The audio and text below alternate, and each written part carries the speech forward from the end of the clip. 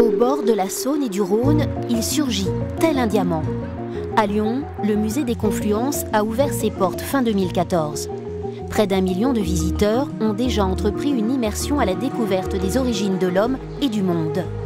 Face à nous, toute la diversité de la vie sur Terre, dinosaures, mammouths et les ancêtres des pieuvres. Autant d'espèces disparues et d'autres qu'il faut préserver comme cet ours polaire avant qu'il ne connaisse le destin du dodo de l'île Maurice.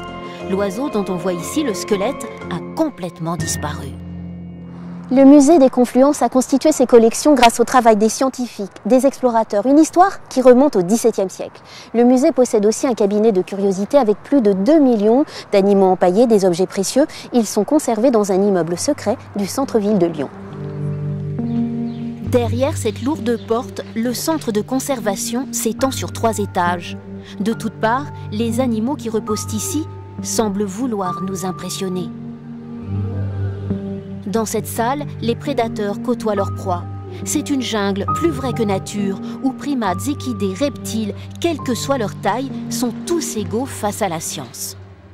En fait, c'est un lieu vivant parce que si les animaux sont morts, bien évidemment, ce sont les chercheurs, les enseignants, les naturalistes amateurs qui viennent travailler ici sur les collections, qui lui donnent finalement sa fonction importante de recherche et d'éducation.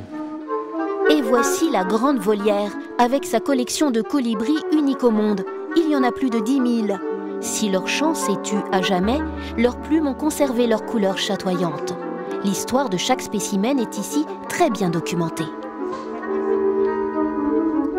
Alors nous avons ici un Cacatoès à hubes jaunes qui vivait notamment en Nouvelle-Guinée, avec sa représentation dans un ouvrage assez célèbre de Gould, publié dans les années 1880. Il est parfaitement décrit dans l'ouvrage, et le centre de documentation du musée des Confluences comporte des milliers d'ouvrages de ce type qui nous permettent d'aller plus loin dans la connaissance des objets que nous conservons.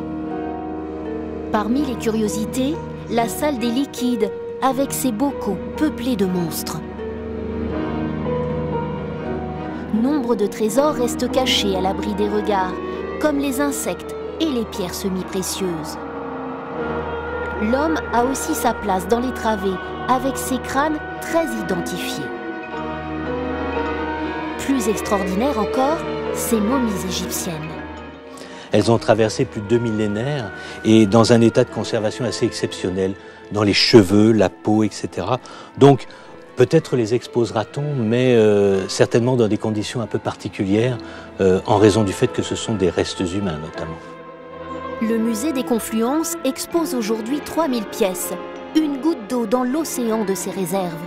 Des merveilles qui un jour, elles aussi, surprendront les visiteurs.